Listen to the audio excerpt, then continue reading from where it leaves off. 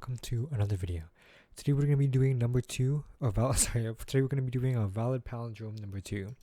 So given a string s, we want to return true if the s can be a palindrome after deleting at most one character from it. So we're given a couple of examples here. We have ABA, it's already a palindrome, so it's true. And then we have ABCA, it can be true because you can delete the character C. And then ABC, you can't because it's never going to be a palindrome even if you delete one character from it. Okay, so just taking a look at this seems like a spin-off of the classic valid palindrome problem. So what we could do is we could probably, I'm thinking, we could have a function, right? A function which contains the standard logic for the valid palindrome. So with logic for valid palindrome. This function is going to have these two pointers, left and the right, and then I'm going to go ahead and check to see whether or not the left and right pointers are equal to the other pointers before you're able to go ahead and check, but before they equal each other. So for example, actually it's kind of a bad example. For example, we'll go ABA. A and A are equal to each other, so we move the pointer here, move the pointer to here, and it's B. They're equal to each other, so then we return true. That's going to be our logic for the valid palindrome. I think the part where this does get a little bit complicated, however, is the fact that you can delete at most one character from it. So what I'm thinking is, let's say like with A, B, C, and A, we could have, because this is in another function here, A, B, C, and A, and let's say like we move here, right? Move here, A and A, that's valid. We move in here and we get B and C. Well, obviously this doesn't match up together, right? So we want to think about this, and we want to maybe introduce some sort of helper function. So a helper function like that contains the logic for valid palindrome, and have it so that you can at most either move the pointer from the left side forward or move the pointer from the right side over. So it can have the decision to either move the left or the right pointer forward, at most deleting or omitting one character from it to see if that's the final result. And from there, what we can do is we can go ahead and check to see whether or not the remaining characters at that point are a valid palindrome or not. So this way, by moving the left pointer up by 1, and then move the R pointer down by 1, and checking to see if either of them evaluate to true with our helper method, we can effectively see which one, whether or not the overall statement is going to evaluate to true. So if that kind of makes sense, I'll begin implementing it now. We're going to have a def valid palindrome, or find what is palindrome. We'll call this here, and we'll have like a left and a right string over here. And then from here, what we're going to want to do is we will probably want to return,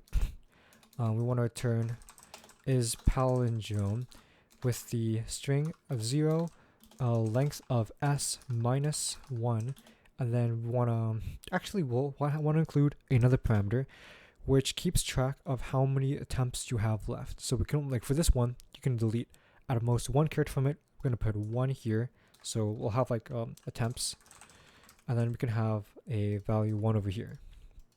So at this point, what's going to happen is we're going to return this value. It's going to be initialized here. We'll have the left equal to the R, and we're going to do while s of L is equal to s of R, we want to return, we'll change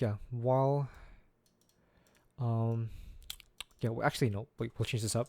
While left is less than the right, we want to check to see if SL is not equal to S of R, then we're going to know that that's some sort of mistake, right? Because it's not equal to each other. So at this point, we want to call return is palindrome, and we want to call L, and then R, and then we want to have 0 because that's going to be a wasted attempt, right? And then otherwise, we want to have here and attempts. Here we'll have and attempts is equal to is greater than 0, right? So if there's more than 0 attempts, then we can go ahead and do this. Otherwise, what we want to do is we want to check to see the left L plus equals 1, and then R plus minus equals 1, and then if at the very end so if at the very end we get to the very end of this, and then we're able to have the situation occur, we want to return true. Okay, let's think about this. Actually, yeah, we want to see if this one attempts greater than 0, return as palindrome. If SL not equal SR and attempts is equal to 0, then we want to return false or false. Otherwise, we want to keep doing the is palindrome over and over again before at the very end we can return true if none of these cases have occurred. So we'll go ahead and run this now as a quick check. With the length of the string, we're checking to see, yep. We're going to go ahead and run this. Oh, quick syntax error. Go ahead and run this. Okay, so we're coming across a error here. Oh, shoot, yeah, sorry. I forgot to mention this. Well, I mentioned it earlier, but I need to implement it. We want to return the is palindrome with left R and R minus 1. We actually need to delete that. Yeah. And then we're gonna want to also check to see if it's left plus 1 or R like this. So this way it'll check to see either move the left pointer forward by 1, omit the character from the left side, or omit the one from the right side by subtracting. So if we go ahead and run this should return true, and then we run this, it's accepted. And something I want to mention here is going to be the time complexity of this one. Time complexity is going to be O of 2n in this case, because we're starting off with only one character, like with only one attempt at the maximum. So we'll have 1 over here, and then at the worst case it's going to have to loop over again, but it's still going to be affecting, just like it's still going to be moving the same left and the right pointer. So worst case is going to iterate through all of the different elements, so it's never going to go beyond that. In terms of the space complexity, it's going to be O of 1 as well, because we're not going to be affecting anything in terms of like storing the memory.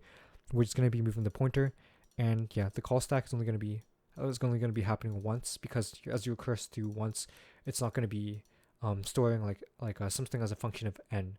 So in that case, it's going to be O of 1 space complexity. So yeah, thank you guys for watching.